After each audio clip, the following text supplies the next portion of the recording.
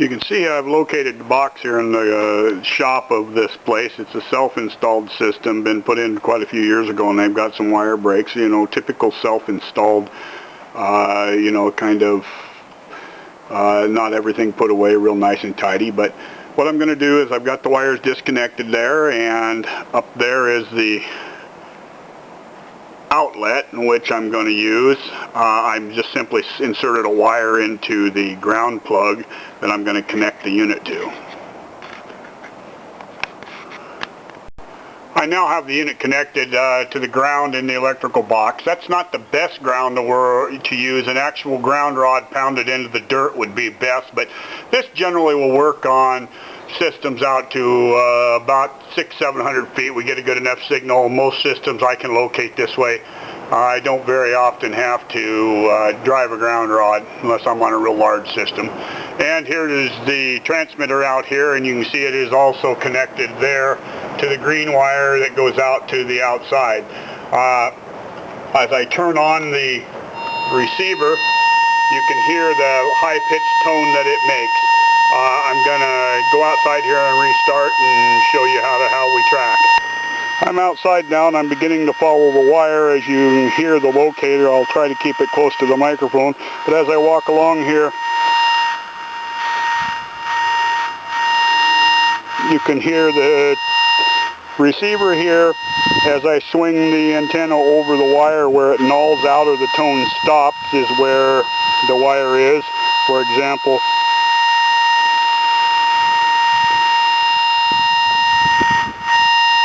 you hear the tone stop right there.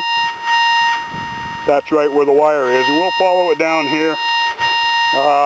Anyway, this is the way I follow it back and swing the wire back and forth and listen for the tone to null out, and that's where the wire is.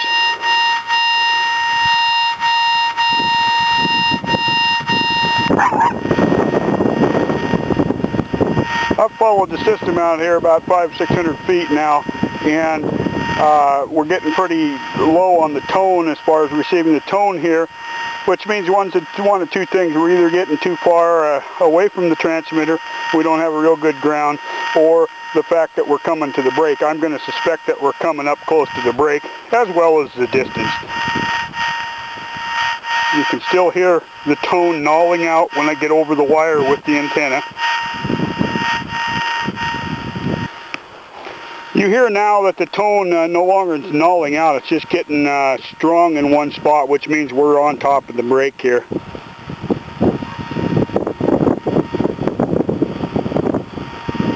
Right there is the wire. I'm going to dig here.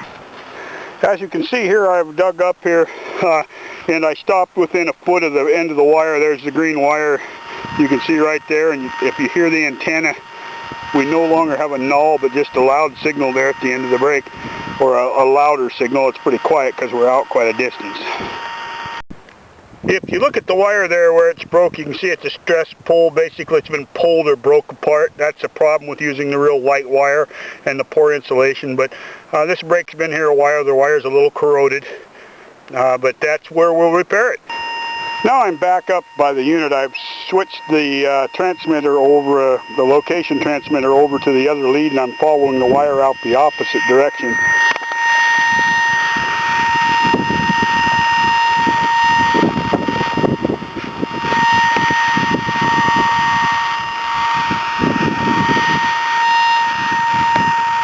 And I'm not getting a real good null tone here, which means I have a wire break that's real close.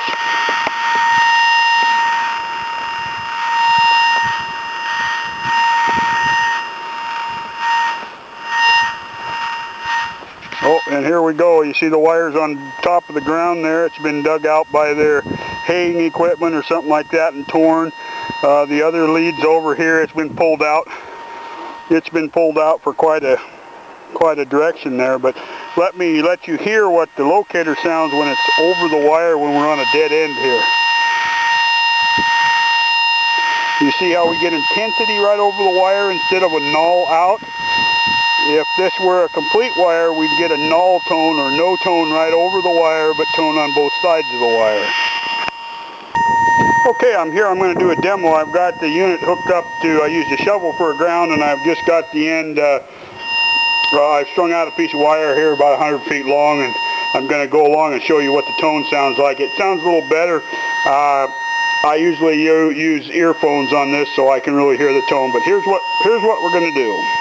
We're going to continue to follow that wire. Here we're continuing out there. You can hear the tone.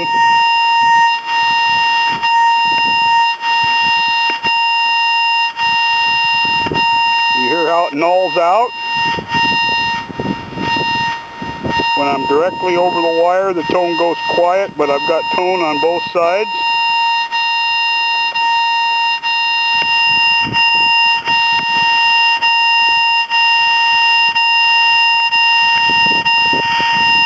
About 30 feet from the end,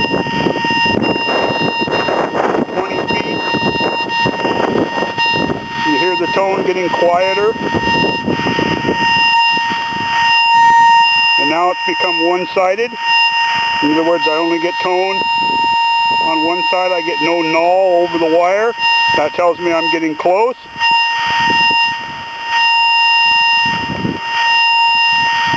And the close I get to the end, you see after the wire there, I get nothing. But I've still got a fairly strong tone right over the wire. And that tells me that my wire's broke, and that would be the end. You can see I've got my case laid out here. I'm going to put the unit back in. It's kind of important that you learn how to put the unit back in the right way, otherwise you're hitting the on-off switch and you'll turn it on when you put it in the case and you'll wear your battery out. If you just take the transfer, the receiver here, that's got the black egg on the end of it, that is the locator that we use. If you'll put that in so the wire, where the wire goes in for the antenna, is down, then you won't have a problem. It'll actually shut your unit off when you put it in. Put that in. Go ahead and put your antenna in, and then fold up the wire and push it in behind the antenna. The other unit can go in either way because the button's on the front of it and it won't turn off.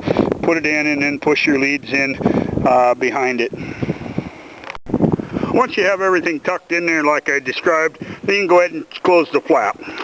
This is a pretty nice little case. It's nice and durable. It pads the unit, keeps them all in there, and nothing comes out. All in all, a really good value for the money that you pay in comparison to the $600–700 that I was spending on commercial level locators.